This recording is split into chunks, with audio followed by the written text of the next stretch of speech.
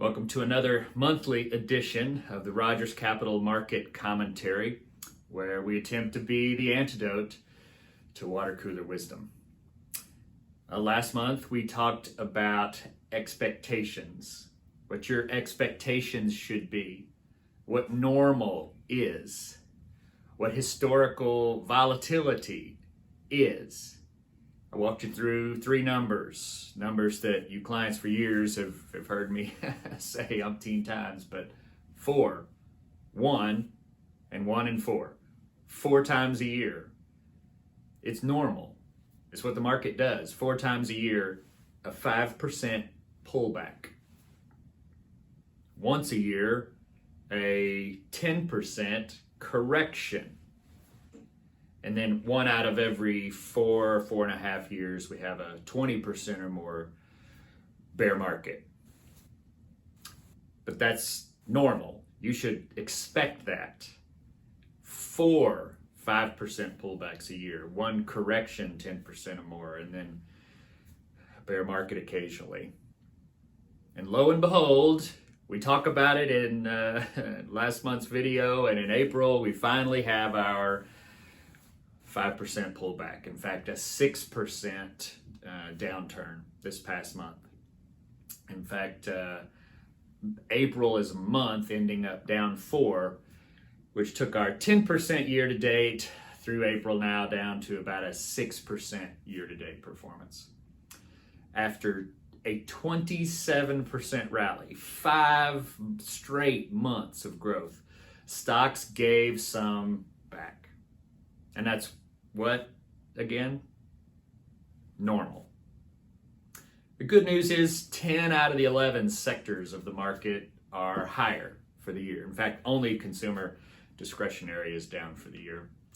And we continue this trend of wanting our economic news to be good, but not too good, for fear that the Fed's plan to stave off inflation isn't working, and inflation will amp up again. And some bad news occasionally, but not too bad, for fear that we're going to end up in a serious recession. We continue to keep our eyes on what drives the market. And what is it that drives market growth? Profits. Earnings. S&P earnings expected this year to be up an impressive 10.8%. A solid 80% of the S&P 500, now that we've had the first quarter reports or estimates, and now a solid 80% of the S&P companies beat estimates. 63, almost 2/3 of them beat estimates by more than 1 standard deviation. So not just a little bit, they're really beating estimates. The average upside earnings surprise is over 8%. So a good result historically by any standard. Forward estimates for the S&P have been impressive, surprising, honestly. They even increased 0.5% since April 1st. So covering the bulk of earnings season, it's been really good news almost all the way around. Now, there's never a shortage of voices that will tell you this is all about to crash, that we're just a blink of an eye from it all circling the drain. But let's take a look at this bull market. It's extremely young. Okay, we're just now at 19 months.